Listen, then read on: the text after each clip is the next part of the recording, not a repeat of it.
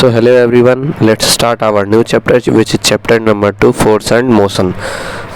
So what are the learning objectives of the chapters? To understand scalar and vector quantities, addition of vector and scalar, vector products, ठीक है, state and apply Newton's law of motion, describe linear momentum, circular motions and application of centripetal force.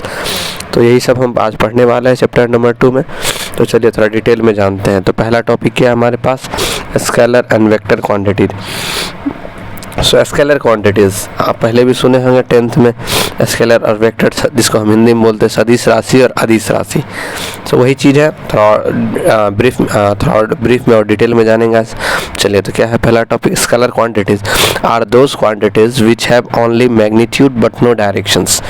हाँ तो देखिए, scalar quantity ऐसे quantities होते हैं जिनमें सिर्फ और सिर्फ मैग्नीट्यूड होता है, डायरेक्शन नहीं होता. जैसे मास, एग्जांपल है mass, length, time, density, energy, temperature, distance, speed, electric charge, current, electric potential etcetera. अब जैसे देखिए normal day to day life में यूज होने वाला है, जैसे कि स्पीड, हम बोलते हैं 20 किलोमीटर पर आवर का स्पीड है. तो अब ये तो नहीं बोले हैं कि 20 किलोमीटर का स्पीड है, लेकिन किस डायरेक्शन में, east, west, north, south, et cetera et cetera. तो ठीक है, तो इसी को हम बोलते हैं स्केलर क्वांटिटीज़ में सिर्फ एक ही चीज़ मालूम हो, मैग्नीट्यूड. वेक्टर क्वांटिटीज़ किसको बोलते हैं, तो कह सकते हैं स्केलर का अपोजिट है वेक्टर. तो vector quantities are those quantities which are having both magnitude as well as directions. तो ठीक है, वेक्टर क्वांटिटीज़ ऐसे क्वांटिटीज़ हैं जिनके पास मैग्नीट्यूड भी होगा और डायरेक्शंस भी होगा. सो व्हाट आर एग्जांपल क्या है इसके, displacement, velocity, acceleration, force, electric intensity, magnetic intensity. ठीक है, तो जैसे यहाँ पे देखते हैं मैग्नेटिक इंटेंसिटी. तो मैग्नेटिक इंटेंसिटी में क्या होता है, स्पीड होता है और डायरेक्शन भी होता है. जैसे डायरेक्शन होता है आपको किस पोल से निकल कर किस पोल में जा रहा था. तो मैग्नेटिक चार्ज होता है नॉर्थ पोल से निकल करके साउथ पोल में इंटर करता है, तो वहाँ एक फिक्स डायरेक्शन है. डिस्प्लेसमेंट, जैसे कि एग्जांपल एक और देख लेते हैं. डिस्प्लेसमेंट क्या होता है, शॉर्टेस्ट पाथ बिटवीन 2 पॉइंट्स, या 2 जगह के बीच के सबसे नज़दीक दूरी को, उसी को हम डिस्प्लेसमेंट बोलते हैं. तो यह क्या एक डायरेक्शन फिक्स है. ठीक है, तो चलिए आगे बढ़ते हैं. आगे क्या हमारे पास, रिप्रेजेंटेशंस ऑफ वेक्टर को हम कैसे रिप्रेजेंट करते हैं, कैसे दिखाते हैं. तो vector is represented by a straight line with an arrow head. ठीक है, वेक्टर कैसे डिफाइन करते हैं हम, कैसे डिनोट करते हैं, एक सीधी रेखा होगी जिसके ऊपर एक एरो लगा देते हैं. ठीक है, तो इसमें जो है लंबी लाइन जो है आपको मैग्नीट्यूड दिखाएगी और जो एरो है वो आपको डायरेक्शन दिखाता है. ठीक है, the length of the line represent the magnitude and arrow head represent the direction, जो बोले वही है. ठीक है, जैसे देखिए यहाँ फिगर में दिया हुआ है, फिगर देखिए सारा डाउट क्लियर हो जाएगा. आगे बढ़ते हैं. So what are the types of vector के टाइप्स का क्या होता है. तो पहला है यहाँ पर नेगेटिव वेक्टर्स. ठीक है, नेगेटिव वेक्टर्स है, इक्वल वेक्टर्स और सेक्टर है. चलिए हम सीक्वेंस में पढ़ेंगे. पहले पढ़ते हैं हम negative vector. A negative vector is defined as another vector having the same magnitude but opposite in direction. Negative vector क्या बोलते हैं, ऐसा वेक्टर, ठीक है, ऐसा दूसरा वेक्टर जिसका कि क्या हो, मैग्नीट्यूड सेम हो बट डायरेक्शन उल्टा हो. ठीक है, मतलब बोलते हैं जैसे एक ऊपर की तरफ जा रहा था, एक नीचे की तरफ जाएगा, लेकिन मैग्नीट्यूड क्या होगा, दोनों का सेम होगा. तो जैसे एग्जांपल यहाँ देखिए, any vector A vector and it's negative vector minus A vector, ठीक है, आर शोन इन फिगर 2.2 में देख लीजिए. पहला वाला वेक्टर जो है ए वेक्टर है. ठीक है, तो चलिए आगे बढ़ते हैं. आगे क्या हमारे पास, equal vector. Two or more vectors are said to be equal if they have same magnitude and same direction. If A vector and B vector are two equal vectors. पहले क्या है, दो वेक्टर को हम इक्वल वेक्टर कब बोलते हैं, जब उनका मैग्नीट्यूड और डायरेक्शन सेम हो, मतलब कि दोनों का मैग्नीट्यूड सेम हो और एक ही दिशा में जा रहे हो, तो उसको हम क्या बोलते हैं, इक्वल वेक्टर. अब if vector A and vector B are equal vector, then अगर ए वेक्टर और बी वेक्टर इक्वल हैं, देन और आगे बढ़ते हैं. क्या है, unit vector. A vector is divided by its magnitude is called a unit vector. ठीक है, A vector divided by magnitude is called a unit vector. ठीक है, it has a magnitude 1 unit and directions same as the direction of the given vector is denoted by a cap. Unit vector क्या बोलते हैं? जो vector का इकाई है उसी को हम यूनिट वेक्टर बोलते हैं। तो यूनिट वेक्टर का फॉर्मूला डिनोट करते हैं किससे? एक कैप से। ए के ऊपर एक छोटा सा एरो बना देंगे तो उसको ए कैप बोलते हैं। ठीक है, तो A cap is equal to vector A upon magnitude of A. ठीक है, ए वेक्टर अपॉन उसका मैग्नीट्यूड। ठीक है, आगे बढ़ते हैं। क्या है? Collinear vector, two or more vectors having equal और unequal magnitude but having same direction is called the collinear vector.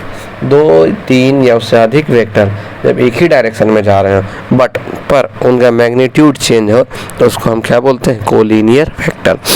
सो आगे बढ़ते हैं।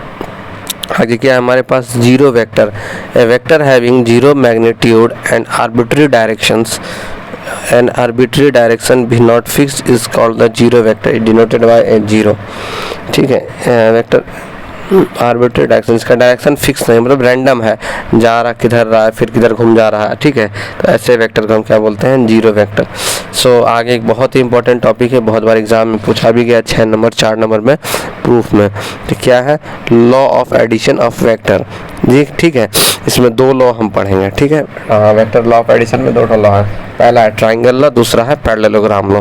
तो आइए पहले ट्राइंगल लॉ पढ़ते हैं। ठीक है, if two vectors can be represented in magnitude and direction by the two sides of the triangle taken in the same order, then the resultant is represented in the magnitude and direction by the third vector. मतलब अगर 2 vector हैं, ठीक है, represented in the magnitude and direction of two sides, ठीक है, मतलब 2 vector है, इस तरह से अरेंज किया गया है कि ट्राइंगल के दोनों साइड की तरह अटैच है। जो तीसरा वेक्टर होगा और जो रिजल्ट वही होगा, क्या जो तीसरा साइड होगा ट्राइंगल का वही होगा रिजल्टेंट वेक्टर। ठीक है, तो देख लीजिए जैसे आप फिगर में देख रहे हैं PQO। ठीक है, एक ट्राइंगल बन रहा है जिसमें कि PO एक वेक्टर है, ठीक है, जिसका नाम दिया गया A वेक्टर, और OQ दूसरा वेक्टर है। ठीक है, और यहाँ पे PQ एक तीसरा वेक्टर है जिसका नाम है वेक्टर B। ठीक है, तो summation of vector A plus vector B is equal to R vector. R vector क्या है? O2Q।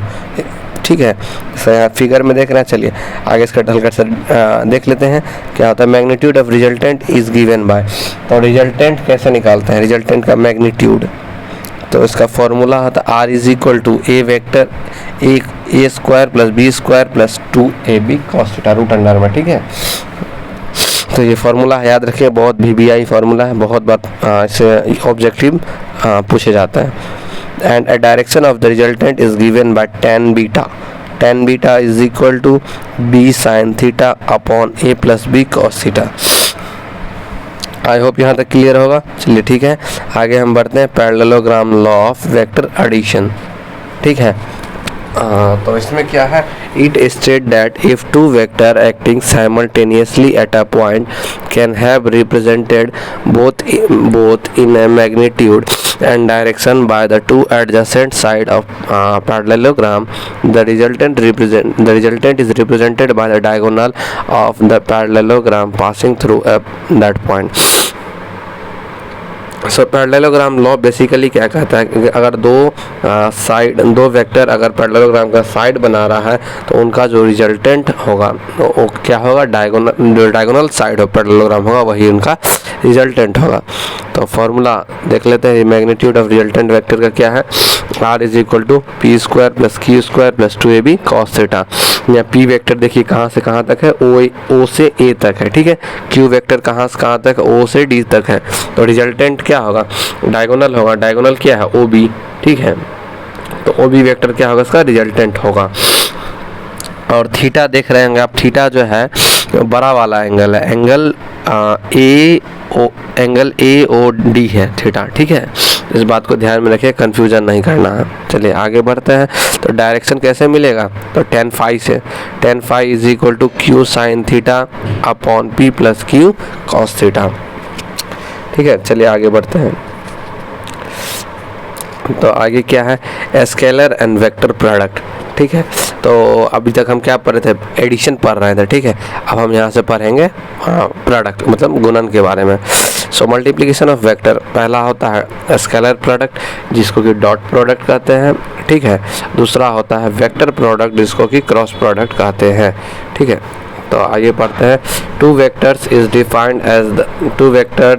Defined as the product of magnitude of two vectors and the cosine of the smaller angle between them.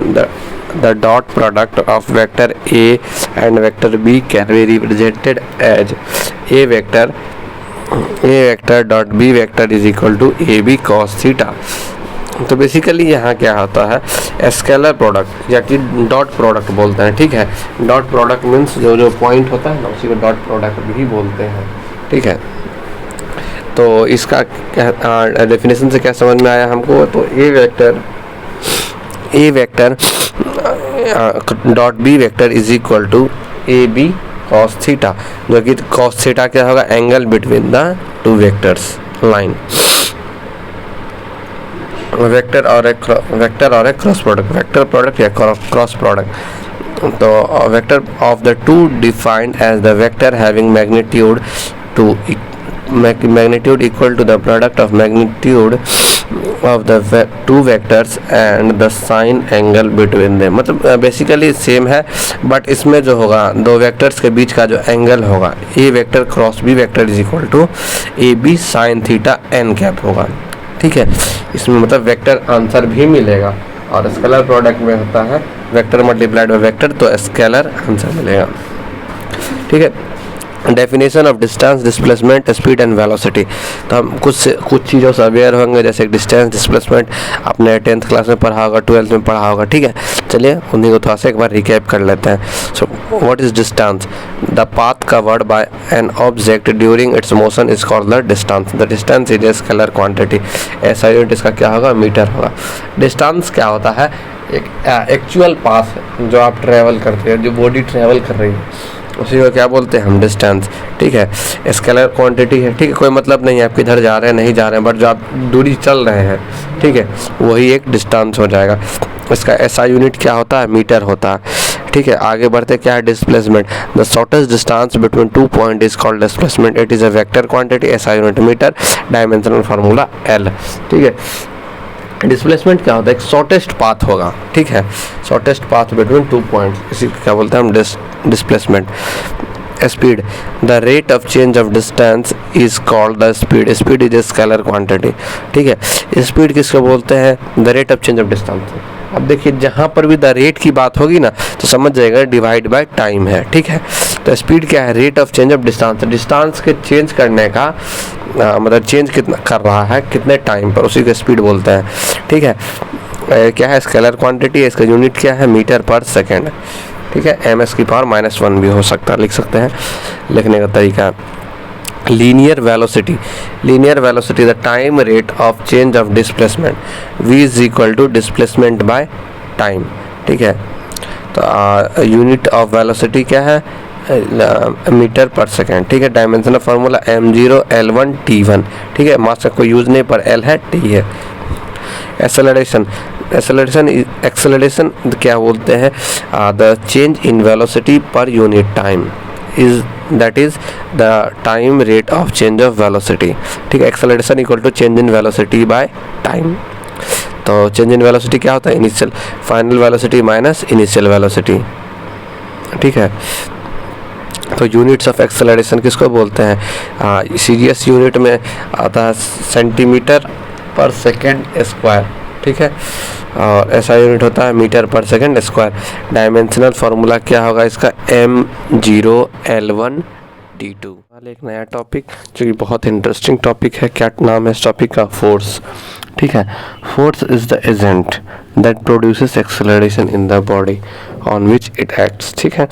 Force का एक agent की तरह काम करता है जो कि किसी भी बॉडी में किसी भी मटेरियल में एक्सेलरेशन देता है, ठीक है। या फिर अगर ये भारी लग रहा है, दूसरा डेफिनेशन देखिए, it is the push or pull which changes or tends to change the position of body at rest or in the uniform motion. Force is a vector quantity. तो डेफिनेशन का मतलब समझेंगे, डेफिनेशन का मतलब क्या हुआ, force क्या हो सकता है, या तो पुश होगा या पुल होगा। तो force is A push or पुल और उसका इम्पैक्ट क्या होगा, या तो बॉडी को रेस्ट में ला देगा या तो बॉडी को मोशन में ला देगा। तो वही लिखा हुआ डेफिनेशन में, ठीक है। फोर्स क्या है, वेक्टर क्वांटिटीज है। तो आगे देखते हैं कुछ एग्जांपल किसके, फोर्स के। To move a football we have to exert a push, ठीक है। अगर फुटबॉल रखा हुआ है तो हमको अगर उसको मूव कराना है तो या तो हमको किक करना होगा, ठीक है। तो वही that is example of force. To stop a football or a body moving with the same velocity we have to apply a push in the direction opposite to the direction of the body, ठीक है। अगर football चल रहा है तो उसको रोकने के लिए हमको क्या करना होगा, पैड लगाना होगा, ठीक है। तो उससे क्या होगा, फुटबॉल रुक जाएगा। एग्जाम्पल क्या हुआ, पुश फोर्स का एग्जाम्पल हुआ। ऐसा यूनिट क्या होगा, Newton dimensional formula mLT⁻²। Concept of resolution of force, हाँ एक बहुत ही इंपॉर्टेंट टॉपिक है। आपको डिप्लोमा के बाद अगर बीटेक करते हैं या फिर कहीं हायर भी पढ़ते हैं तो रेजोल्यूशन ऑफ फोर्स एक मैकेनिक्स में भी यूज होगा, बहुत ही इंपॉर्टेंट टॉपिक है। तो इसका क्लियर होना बहुत ज़रूरी है। तो ये concept of resolution of force क्या बोलता है, the phenomenon of breaking a given force into two or more forces in different direction is known as resolution of force, ठीक है। अब फोर्स हमेशा थोड़ी है कि परपेंडिकुलर होगा या कोई 90 डिग्री पर होगा या 0 डिग्री पर होगा या 180 डिग्री पर होगा, नहीं, कोई ज़रूरी नहीं है।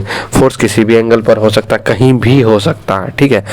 तो जब 90 डिग्री पर हो या 180 डिग्री पर हो तो सॉल्व करना इजी होता है, बट एक एंगल पर हो तब उसको सॉल्व करना थोड़ा टफ होता है, ठीक है। तो उसी के लिए हम रेजोल्यूशन ऑफ फोर्स करते हैं, ठीक है। रेजोल्यूशन ऑफ फोर्स में करते हैं फोर्स को क्या करते हैं, स्प्लिट करके आप मतलब 90 डिग्री पर ऊपर और नीचे तोड़ देते हैं, 45 डिग्री पर। The force obtained on splitting the given forces are called the component of forces, ठीक है। जो बोले वही लिखा हुआ है। If these are at the right angle to each other, then the component are a rectangular component। हाँ तो ठीक है, वही जो बोल रहे थे राइट एंगल पे हो तो रेक्टेंगुलर कंपोनेंट बन जाएगा। सो आइए देखते हैं, यहाँ फिगर से कुछ समझने की कोशिश करते हैं। Let a force F be represented by a line, ठीक है।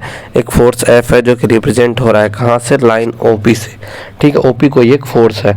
Let O B is the component of F along x-axis and OC be the component along the y-axis, ठीक है, Fy। तो देखिए बेसिकली यहाँ फिगर में क्या, OP एक फोर्स है, ठीक है। कोई एक थीटा एंगल पे लग रहा है तो इसको कंपोनेंट निकालने के लिए एक्स एक्सिस वाई एक्सिस में तोड़ लेते हैं।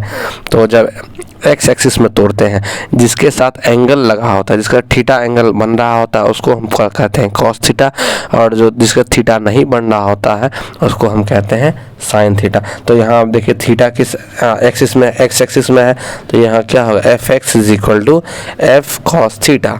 और वहीं वाई एक्सिस में देखिएगा तो F y is equal to sine theta. Sine theta क्यों लगा आप समझ गए होंगे, आप क्लियर हो गया होगा, ठीक है। जिसके साथ थीटा लगता है, जिस एंगल के साथ थीटा लगता है उसके साथ कॉस, जिसके साथ थीटा नहीं लगता उसके साथ साइन लग जाएगा। तो चलिए यहाँ तक क्लियर हो गया, देख लीजिए फिगर आप अच्छे से। तो चलिए आगे बढ़ते हैं, ठीक है। Let force F make an angle theta with the x axis, ठीक है। थीटा लगा रहा है जो कि एक्स एक्सिस है, ठीक है। इन ट्राइंगल का बात हो रहा है, देखिए यहाँ पे ओ पी बी एक ट्राइंगल बनेगा, ठीक है। तो यहाँ पे साइन थीटा अप्लाई कर, sine theta is equal to O B upon O P, ठीक है। साइन थीटा का फॉर्मूला का परपेंडिकुलर अपॉन हाइपोटेनियस, तो यही है O B upon O P, ठीक है। और P B is equal to O P sine theta, P B is equal to O P sine theta, and F y is equal to F sine theta, ठीक है। तो cos theta is equal to O B upon O P, तो O B is equal to O P cos theta. So f x is equal to f cos theta. So vector f is equal to f of x plus f of y।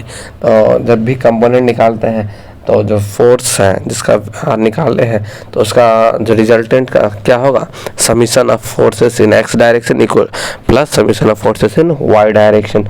तो resultant का formula क्या हो जाएगा, F is equal to root under F x square plus F y square. चलिए आगे बढ़ते हैं। आगे एक बहुत ही इंटरेस्टिंग टॉपिक है, ठीक है, Newton's law of motion. Newton's law of motion आप पढ़े भी होंगे, सर आइजैक न्यूटन ने दिया था 3 फंडामेंटल लॉ, ठीक है। इन्हीं लॉ को क्या बोलते हैं, न्यूटन्स लॉ ऑफ मोशन, ठीक है, 10th में ही पढ़े होंगे। चलिए अभी हम थोड़ा डिटेल में पढ़ेंगे, ठीक है। Newton's first law of motion क्या बोलते हैं, इट स्टेट दैट, ठीक है, it state that if the body is in rest, wanted to remain in rest, and if the body is in motion, it wanted to remain in motion until unless some other external force is applied। अब definition थोड़ा बड़ा सा है, तो चलिए इसको मतलब हम थोड़ा इजीली समझने की कोशिश करते हैं।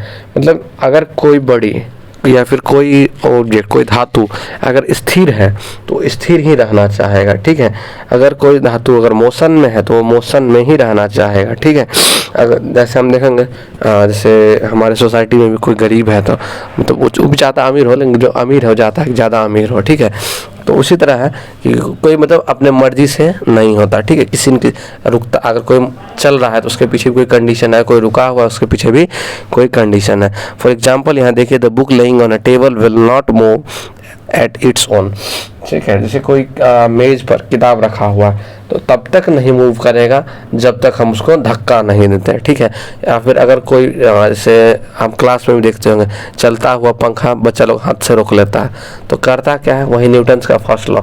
अगर पंखा चल रहा है तो चाहेगा ही चलना, बट हम उस पर एक्सटर्नल फ्रिक्शनल फोर्स लगा करके पंखा को धीरे धीरे धीरे धीरे रोक लेते हैं। तो वही न्यूटन का फर्स्ट लॉ का एग्जाम्पल, ठीक है। तो बढ़ते हैं न्यूटन का सेकेंड लॉ तरफ। The rate of change of momentum of a body is directly proportional to the applied force and the changes take place in the direction of the force applied, ठीक है। तो हम क्या कहते हैं, जहाँ रेट हो मतलब डिवाइड बाय टाइम हो जाएगा, ठीक है। The rate of change of momentum, तो मोमेंटम के चेंज होने का rate of a body is directly proportional to the applied force, ठीक है। जितना मोमेंटम चेंज हो रहा है उसका डायरेक्टली प्रोपोर्शनल होगा the changes take place in the direction force applied। और एग्जाम्पल, और acceleration produced in a body is directly proportional to the force applied। और मैं इसका छोटा सा डेफिनेशन क्या है, एक्सेलरेशन जो बॉडी में प्रोड्यूस होगा, जो बॉडी में आएगा वो किसके प्रोपोर्शनल होगा, फोर्स के प्रोपोर्शनल होगा। मतलब बेसिकली कि जितना तेजी से हम फोर्स लगा रहे हैं उतना ज़्यादा एक्सेलरेशन होगा, और जितना धीरे से फोर्स लगा रहे हैं उतना कम एक्सेलरेशन होगा। तो यहाँ से आई होप क्लियर होगा, ठीक है। सो आइए देखते हैं derivation. Let us consider a body of mass m is moving with the velocity u. Let f force be applied so that, ठीक है। तो जैसे कि एक बॉडी हम सपोज कर लिए जिसका मास क्या है, m है, ठीक है। एक बॉडी सपोज कर लिए जिसका कि उसी का वेलोसिटी क्या है, u है, और उस पर f फोर्स अप्लाई कर रहे हैं, ठीक है। तो आइए आगे देखते हैं क्या होता है, ठीक है। तो velocity changes from u to v in a t second, ठीक है। वेलोसिटी चेंज हो रहा है u से v में इन ए टी सेकेंड, मतलब टी सेकेंड पे, ठीक है। इनिशियल मोमेंटम क्या है, m is equal to u है, ठीक है।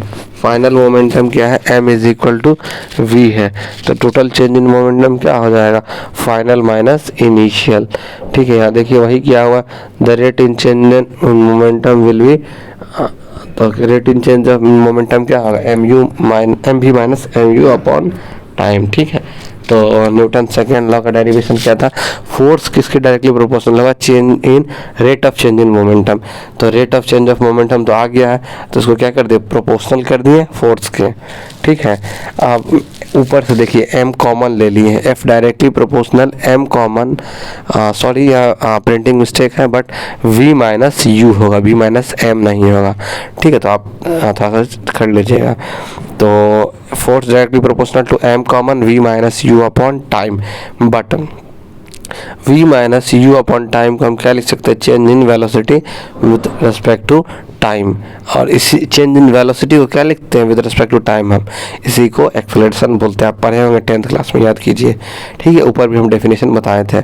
तो क्या हो गया, f directly proportional to m जो यहाँ कॉमन लिए थे into changes in velocity with respect to time और acceleration, means force is directly proportional to mass into acceleration, और force is equal to K M into A, ठीक है। जहाँ की के क्या है, कांस्टेंट है। तो के का वैल्यू क्या होता है हमारे पास 1 होता है। तो यहाँ से क्लियर हो गया, F is equal to ma, force is equal to mass into accelerations. So आइए आगे पढ़ते, आगे क्या है, यूनिट ऑफ फोर्स। फोर्स का यूनिट क्या होता है, इकाई क्या होता है, ठीक है। तो 1 dyne is that much force which produces an acceleration of 1 centimeter square of mass 1 gram, ठीक है। तो इसका यूनिट क्या होता है, डाइन होता है, ठीक है। तो 1 डाइन क्या होता है, 1 डाइन होता है इतना फोर्स, इतना मतलब इतना फोर्स जो कि किसी भी बॉडी में जिसका कि वजन 1 ग्राम है उसमें 1 सेंटीमीटर पर स्क्वायर का एक्सेलरेशन ले आए, is equal to 1 dyne. 1 dyne is equal to 1 GM into 1 centimetre per square, ठीक है। तो आई होप यहाँ तक क्लियर होगा। चलिए आगे बढ़ते हैं। सो 1 न्यूटन का डेफिनेशन क्या होता है, 1 Newton is much that force which produces acceleration of 1 metre per second square of mass 1 kg। 1 Newton में क्या होता है, मतलब देखिए जैसे 1 न्यूटन में हो गया कि मतलब इतना फोर्स, इतना ही फोर्स हमको चाहिए कि जो कि 1 मीटर पर सेकंड का एक्सेलरेशन ला सके किसी बॉडी में जिसका वजन क्या है, 1 kg है। तो देखिए फॉर्मूला हम डालिए, using F is equal to mm डालिए, 1 न्यूटन फोर्स, ठीक है। F is equal to 1 Newton is equal to 1 kg into 1 kg per centimetre square, ठीक है। तो यहाँ क्या आ गया, 1 kg पर सेंटीमीटर स्क्वायर। तो ये भी एक यूनिट है फोर्स का, ठीक है। तो 1 Newton is equal to 1000 GM into 100 centimetre square is equal to 10 to the power 5 dyne. इसका यूनिट का कन्वर्जन किया हम किस में, डाइन में। डाइन में मतलब CDS सिस्टम में, ठीक है ना। तो चलिए बढ़ते हैं, न्यूटन का थर्ड लॉ बहुत कॉमन है, हम जानते भी होंगे, फिर भी हम एक बार देखते हैं। तो न्यूटन का थर्ड लॉ क्या, it state that to every direction there is an equal and opposite reaction and action and reaction are equal and opposite. तो बेसिकली समझिए न्यूटन का थर्ड लॉ क्या है, to every action there is an equal and opposite reaction. हम किसी भी चीज़ पर अगर एक्शन करते हैं, किसी भी चीज़ पे कार्य करते हैं, तो वो शरीर जो है हम पर भी एक रिएक्शन फोर्स लगाता है। तो रिएक्शन फोर्स कितना होता है, इतना होगा, रिएक्शन फोर्स का वैल्यू उतना ही होगा जितना का हम फोर्स लगाए, मतलब reaction force equal to force applied, यानी कि रिएक्शन फोर्स उतना होगा जितना हम फोर्स लगाए हैं, दोनों बराबर होगा, ठीक है। When a body exerts a force on another body, the other body also exerts an equal force on the first body। वही ये डेफिनेशन है, ठीक है। From the third law, this force always occur in a pairs, ठीक है। Force क्या होता है, हमेशा पेयर्स में होता है, ठीक है। एक एक्टिंग फोर्स होगा, एक रिएक्टिंग फोर्स होगा। If two bodies A and B applies force each other, then F of A B is equal to force applied by A on B। जैसे FAB लिख देते हैं ना, तो force applied on A by B होगा, ठीक है, minus B on A, तो force applied by B on B by A, ठीक है। सो आज आगे हम पढ़ेंगे क्या टॉपिक पढ़ेंगे, linear momentum, conservation of momentum and impulse, ठीक है। तो let's begin guys. Linear momentum इसको डिनोट करते हैं हम P से, ठीक है। The quantity of motion content in the body is a linear momentum. It is given by the product of mass and velocity of the body. It is a vector and its direction is the same as the direction of velocity. तो linear momentum basically क्या होता है, product होता है किसका, तो mass into velocity का product होता है। जैसे कि यहाँ पे आप देख रहे होंगे P is equal to M into V लिखा हुआ है, हम हाईलाइट कर देते हैं, देखिए P is equal to M into V लिखा हुआ, ठीक है। तो यही है लीनियर मोमेंटम। तो चलिए इसका एग्जाम्पल क्या होगा, a fast moving cricket ball has some momentum then in it than a slow moving one, but slow moving heavy roller has the more momentum than a fast cricket ball. तो देखे होंगे हम, जैसे घर में भी कहता है 60 की स्पीड से, अगर मान लीजिए 60 की स्पीड से अगर कार किसी को टक्कर मारता है और अगर कोई ट्रेन टक्कर मारता है, ठीक है, दोनों का स्पीड क्या है, सेम है, तो सबसे ज़्यादा डैमेज किस में होगा, ठीक है। तो ऑब्वियस सी बात है ट्रेन में डैमेज होगा, ठीक है, ट्रेन ज़्यादा डैमेज करेगा। कैसे, क्यों करेगा ट्रेन डैमेज, क्योंकि क्या मोमेंटम, मास और वेलोसिटी का गुणन है, सम प्रोडक्ट है। तो वेलोसिटी तो दोनों का सेम है, पर एक ट्रेन इंजन का मास कार से कहीं एक ज़्यादा है, तो इसीलिए उसका मोमेंटम ज़्यादा होगा। या फिर एक और एग्जांपल देख लीजिए, कार है, ठीक है, एक सेम है, ट्रेन इंजन है, ठीक है, दोनों 60 के स्पीड से चल रहा है। अब दोनों में इमरजेंसी ब्रेक अप्लाई होता है, ठीक है, तो सबसे पहले कौन रुक जाएगा? ठीक है, तो सबसे पहले कार रुक जाएगा, ठीक है, क्यों? कार का मास कम है तो उस पर मोमेंटम कम रहेगा। लेकिन भाई इंजन का मास कार से कहीं एक ज़्यादा है, तो हो सकता तो कार से ज़्यादा डिस्टेंस ट्रैवल करेगा वो ब्रेकिंग के टाइम पे, ठीक है। तो यूनिट्स ऑफ मोमेंटम देख लेते हैं। जैसा unit is kg per metre second, that is kgms। Dimension formula m1 l1 t1, ठीक है। डायमेंशन फार्मूला आप लोग डिराइव कीजिएगा, पिछले क्लास में बताए थे, तो एक बार देख लीजिएगा, नहीं देखेंगे तो, ठीक है। लॉ कंजर्वेशन ऑफ मोमेंटम, ठीक है। It state that if external force acting on a system of a bodies is zero, then the total linear momentum of a system always remain constant, ठीक है। As we know that Newton second law,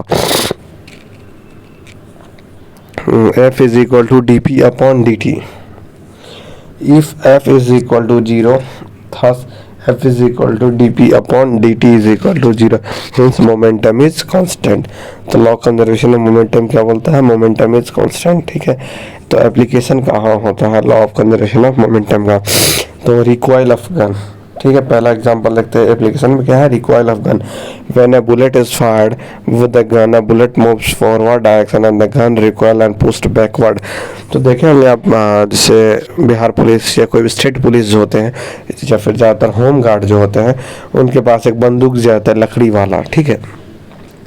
और कहा जाता है कि इनको काख यानी कि बाजू के नीचे रख करके चलाया जाए। ऐसा क्यों?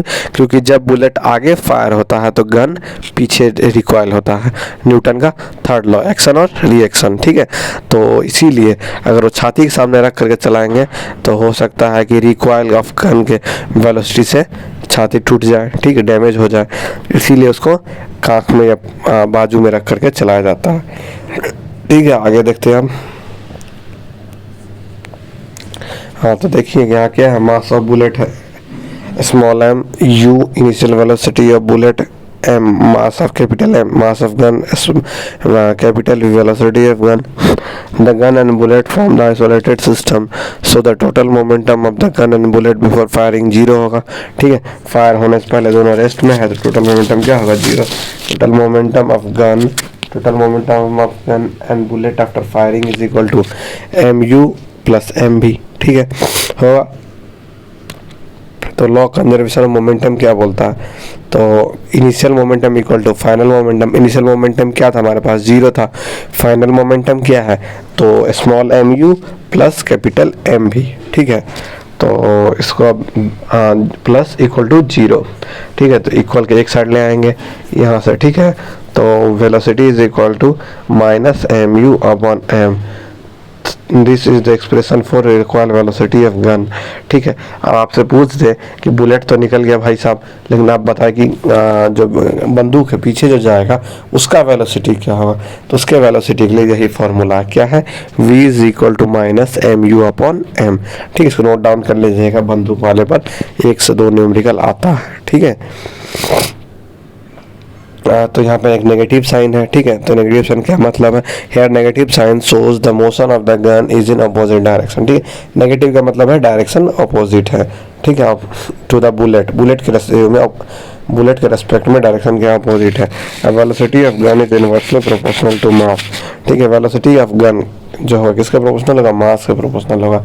Lesser the mass larger will be the recoil velocity of gun, ठीक है।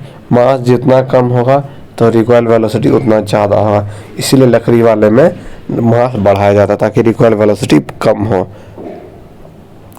तो आगे हम बढ़ते क्या है? Impulse. Impulse is defined as the total change in momentum produced by the impulsive force, ठीक है। मतलब इम्पल्स क्या है? इम्पल्स है टोटल मोमेंटम में टोटल कितना चेंज आ रहा है बाय इम्पल्सिव फोर्स, ठीक है, इसी को इम्पल्स बोलते हैं। Impulse may be defined as the product of force and time. Impulse क्या चीज़ से डिफाइन हो सकता है? ठीक है, product of force and time is equal to the change in momentum of the body. किसके बराबर होगा? Change in momentum of the body के। ठीक है, तो देखिए इम्पल्स का फॉर्मूला क्या होता है, Ft is equal to P2 minus P1, तो टोटल चेंज इन मोमेंटम। ठीक है, तो एग्जांपल देखते हैं इम्पल्स का। A kick given to a football or a below made or a blow made with the hammer. ठीक है, जब फुटबॉल में किक किया जाए, ठीक है, इसका ऐसा यूनिट क्या होगा? इसका ऐसा यूनिट होगा न्यूटन सेकेंड।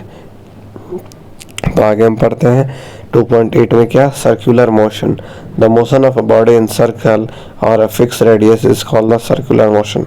ठीक है, तो एक किसी भी बॉडी का मोशन, ठीक है, जब एक सर्कल में हो या फिर एक फिक्स रेडियस में हो तो उसी सर्कुलर मोशन।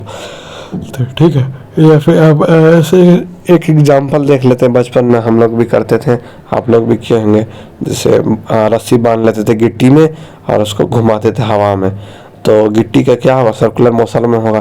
क्यों? क्योंकि उसका रेडियस फिक्स है। ठीक है, एंगुलर डिस्प्लेसमेंट या थीटा, इसको थीटा से डिनोट करते हैं। ठीक है, the angle subtended by a body while moving in a circular circle or is called the angular displacement. ठीक है, अब कोई बॉडी अगर ऐसा सर्कल में मूव कर रहा है तो ऑब्वियस सी बात है कि डिस्प्लेस किया होगा। तो डिस्प्लेस जो किया होगा तो ऐसा तो नहीं है कि सीधे भागेगा, नहीं, सर्कल में जाएगा। तो कितना एंगल डिस्प्लेस किया उसको, उसी क्या बोलते हैं हम, एंगुलर डिस्प्लेसमेंट। जैसे होता है ना, अब 0 डिग्री शुरू किए, 45 डिग्री तक हम स्विंग करा दिए, डिस्प्लेस करा दिए, तो वहाँ क्या हो जाएगा हमारा थीटा 45 डिग्री। तो इसका ऐसा यूनिट क्या होता है? रेडियन होता है। ठीक है, ऐसा यूनिट ऑफ एंगुलर डिस्प्लेसमेंट क्या होगा? रेडियन। तो आगे बढ़ते हैं, क्या हमारे पास angular velocity. Angular velocity of a body in a moving in a circle is the rate of change of angular displacement with respect to time. ठीक है, एंगुलर वेलोसिटी क्या है? जब कोई भी बॉडी सर्कल में मूव करता है तो एंगुलर डिस्प्लेसमेंट का जो होता है change in rate of change in angular displacement. ठीक है, एंगुलर डिस्प्लेसमेंट कितना टाइम के साथ चेंज कर रहा है उसे क्या बोलते हैं? Angular velocity. एंगुलर डिस्प्लेसमेंट हमारे पास क्या था? ऊपर पढ़े थे थीटा। ठीक है, और एंगुलर वेलोसिटी क्या होता है? ओमेगा। इसको डब्ल्यू से करली डब्ल्यू से डिनोट करते हैं। ठीक है, तो इसका फॉर्मूला क्या हो जाएगा? Omega is equal to W upon t. Angular velocity is equal to angular displacement upon time. देखिए आगे होगा, देखिए है ना, omega is equal to theta upon time. इसका ऐसा यूनिट क्या होता है? तो रेडियन पर सेकेंड। थीटा का यूनिट रेडियन, टाइम का यूनिट सेकेंड, तो रेडियन पर सेकेंड।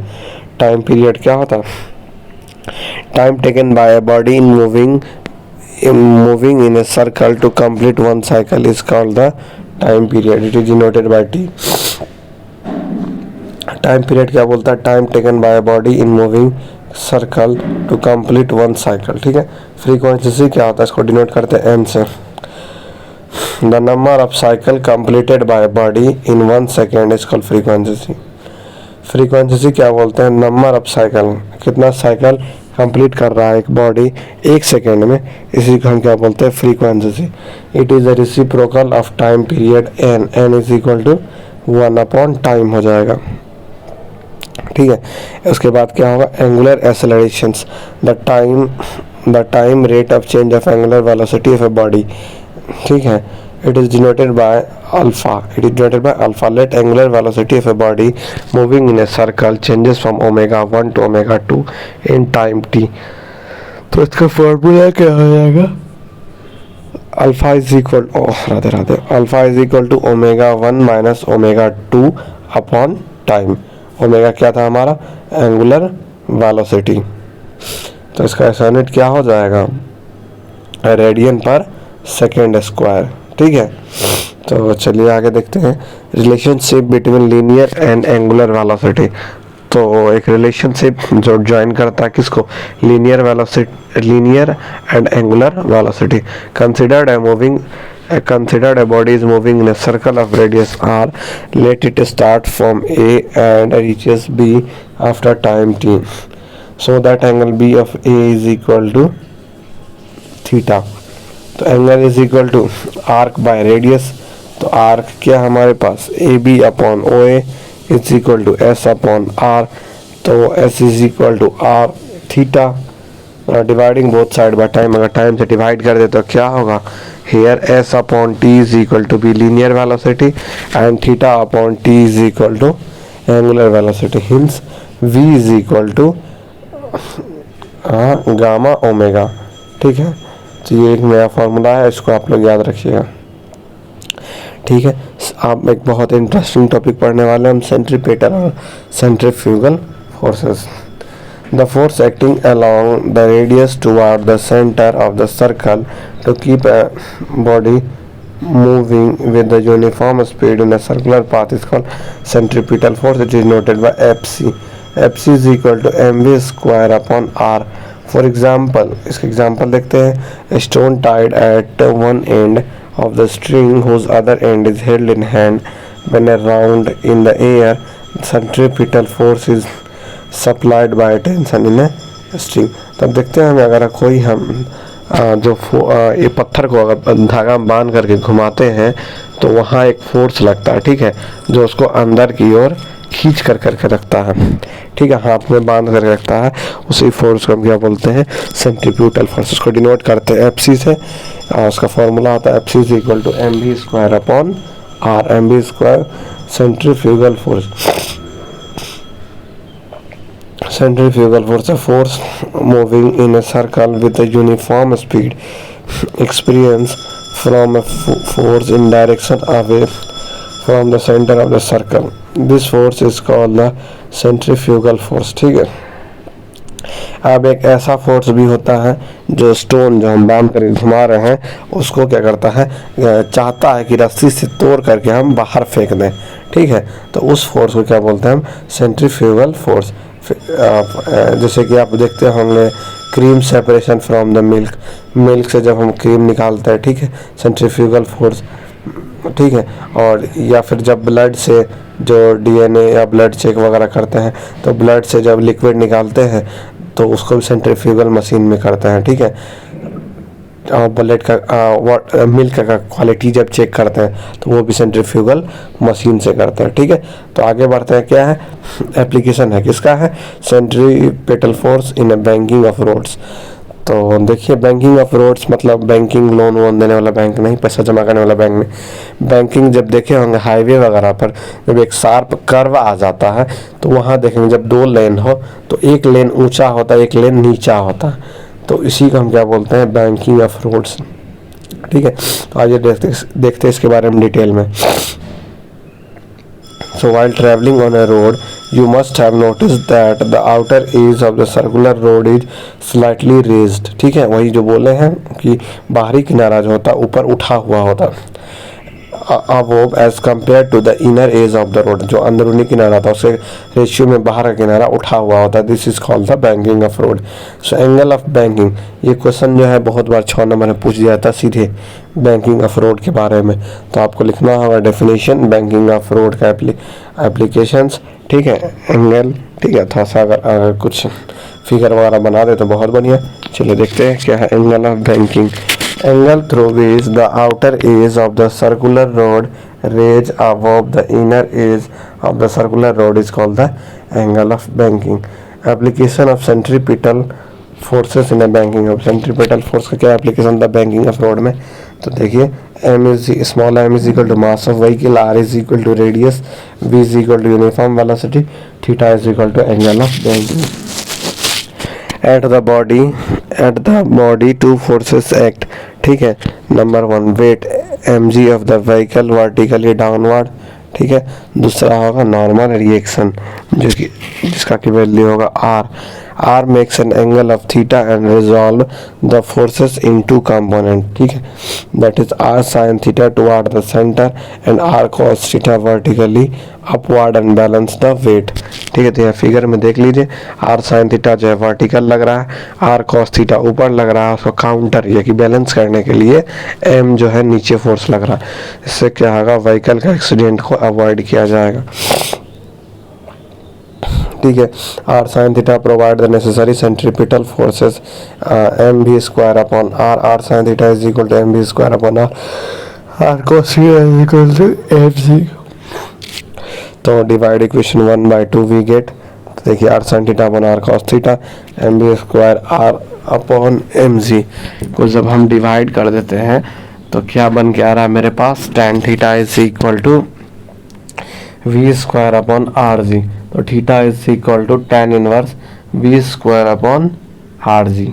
ठीक है, तो चलिए यही हो गया हमारा, चैप्टर को एंड करते हैं। चैप्टर नंबर 2 ख़त्म हुआ। तो अगर समझ में आया है तो देखिए, फिर आगे भी कंटिन्यू रहिए, क्लास करिए। ठीक है, तो आज एक्सरसाइज देखते हैं। तो कुछ एक्सरसाइज के फिल इन द ब्लैंक्स है, तो जिसमें से कि ऑब्जेक्टिव भी बहुत आता था। आप स्क्रीनशॉट ले लीजिए, पॉज द वीडियो पॉज करके। ठीक है, तो हाँ, सारे अच्छे क्वेश्चन से बहुत बार एग्ज़ाम में पूछे गए हैं। तो यहाँ पे देखिए शॉर्ट आंसर्स टाइप। ठीक है, इनका भी स्क्रीनशॉट ले लीजिए। डायरेक्टली डिटो क्वेश्चन बहुत बार पूछा गया है। मैक्सिमम क्वेश्चन इसमें से PYQ वगैरह है। ठीक है, ये देखिए लॉन्ग क्वेश्चन है, इसको भी पोज करके स्क्रीनशॉट ले लीजिए, प्रैक्टिस कीजिए। ठीक है, तो मिलते हैं बहुत जल्दी अगले क्लास में।